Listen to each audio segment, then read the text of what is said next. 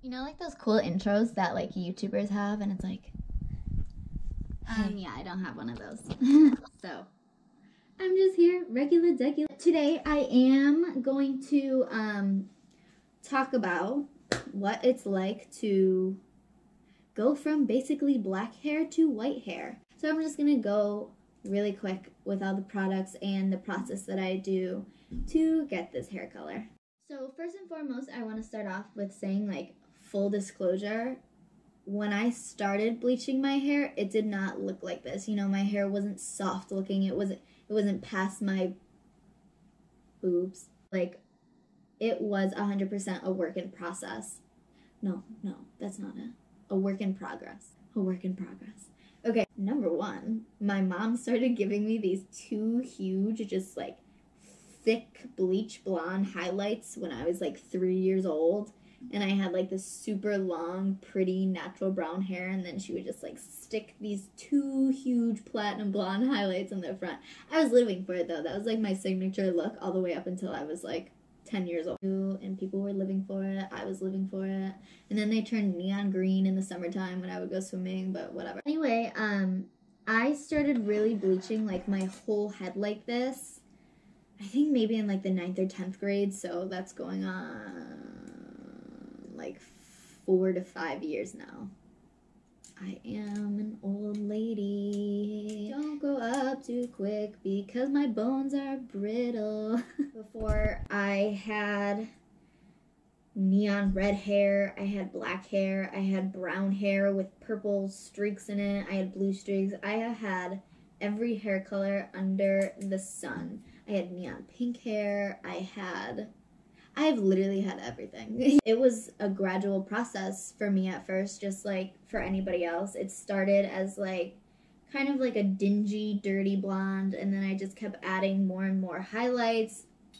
And the more highlights I added, it just felt like I was wasting, you know, a bunch of money and time for these hairdressers to be, you know, like weaving my hair for 4 hours, and then I would pay $300 for something that I wasn't even really happy with because it was never light enough, it was never bright enough, there was never enough blonde for me. So finally, one day, I was like, Mom, I'm not happy with the hairdressers. They never do what I want. Like, let's just do it ourselves. One day, we just went upstairs in the bathroom and we just bleached my hair.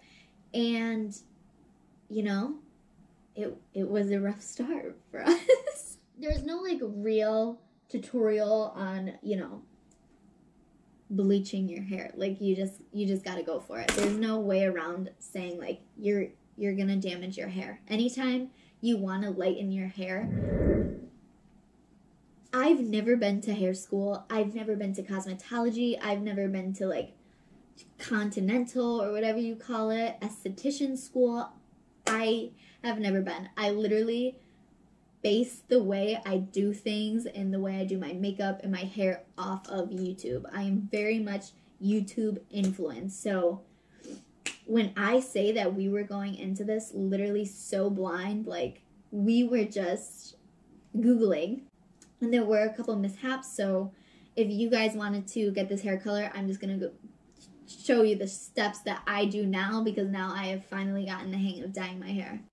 I know there are products like Olaplex and other things that you can put in the hair bleach to make it better, but your hair is gonna get damaged. Sorry, like it's just gonna be like that. But I've always used this. It's L'Oreal Quick Blue extra strength hair bleach, and it comes at my mom's house, so we have a big tub of it. But you know, I'm broke and in college, so cheap packs of it, and this one pack will cover my whole head. So you know, you can go to Sally's, buy a little mixing bowl like this with a brush, and you put it in, and one pack should be good for, you know, I just do my roots. My roots do get pretty bad though, so I feel like one pack goes a long way. It just depends on how much hair you're trying to cover. I would not recommend, you know, just full on like rubbing bleach all over your hair. That might be like a legit American Horror Story hair edition, you know. I wouldn't recommend that. What I do is I use the bleach, and I use you know, regular Salon Care from Sally's 30 Cream Developer. I used to use 40 for sensitive scalp, but even then it did really burn like the scalps, and I would get blisters and feel like I just went under like a scientific chemical burn experiment. So I just went back down to 30.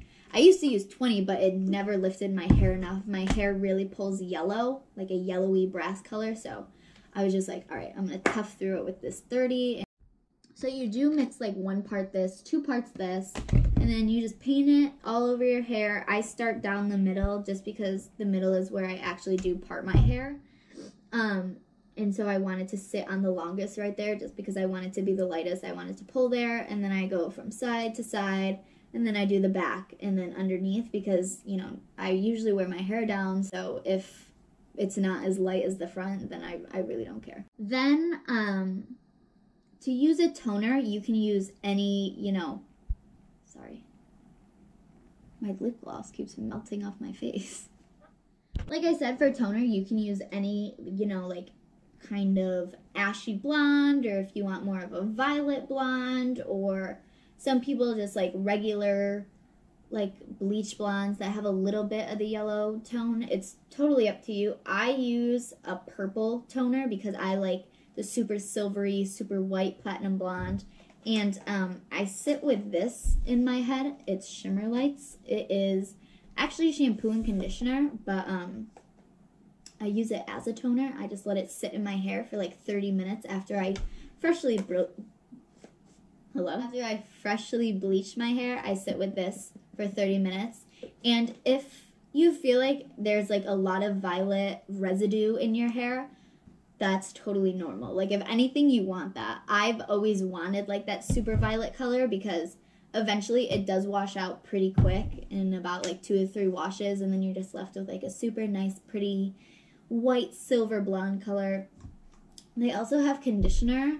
I don't use this as much as the shampoo just because this has like a super strong hair dye scent to it. And I guess it is because it has like, you know, the blonde and silver and the purple hair dye in it to really ensure that you're getting all the brassiness out of your hair. But you also have to be careful after you like freshly bleach your hair that you are not rough with it. Like, I hate when I go to the hair salon and I see these hairdressers, you know, highlighting and bleaching your hair, and then they're taking those roll brushes and they're like with the hair dryer, and I'm just like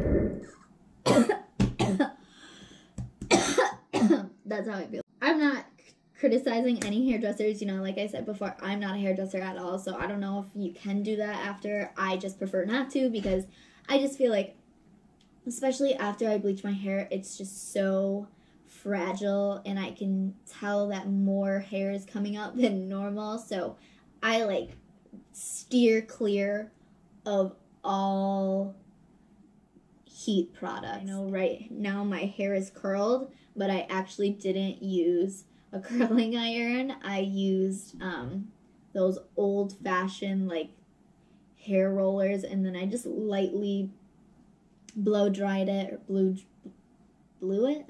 I don't know the proper terminology. But yes, I stay away from hot tools as much as I can. Unfortunately, since I do cheer, we do have to curl our hair and tease it and everything for games and competition. But other than that, I never ever put heat on my hair. These aren't extensions. This is my real hair. So you can tell that, you know, not using heat works. I also used to take hair, nail, and skin vitamins. I took like the huge horse pills. I feel like that worked a little bit for me, but I was over shaving my legs every day, so I stopped taking those and whatever. After you have your hair all bleached and ready, I do want to talk about, you know, the products that I do put in my hair after, just for hair care. Unfortunately, I strongly recommend throwing out all of your like grocery store bought products. Garnier and Suave and Tresemme and Pantene. I know that they have been, you know, evolving into more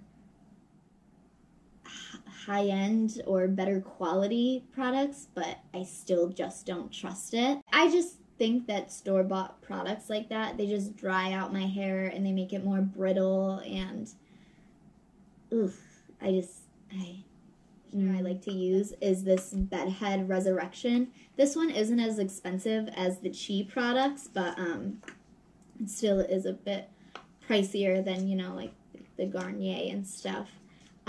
This one is Resurrection, like I said, and it's built for weak, brittle hair that needs an intervention. Okay. Okay. Looks like it's all in French to me. Oh, it's actually in like 5 different languages.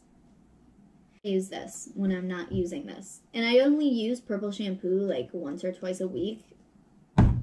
It's not great to use every day. I don't know why. Actually, I can't give you an explanation. But I love this, and I love this, and sometimes I'll mix them. I'll use this shampoo and this conditioner, this shampoo and this conditioner.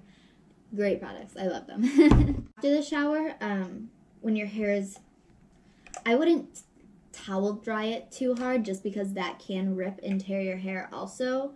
But I just like lightly like dab it with the towel to get like excess water out, and then I'll spray this in it. It's a 10 Miracle Leave-In product, and it's basically just like another conditioner for your hair. I just spray it in like the bottoms. I never spray it directly in my roots just because I don't want my roots to be greasy. And then I'll just like finger it through like that. And then after that, I use the Repairing Coconut Hair Serum by ARAGANATURAL.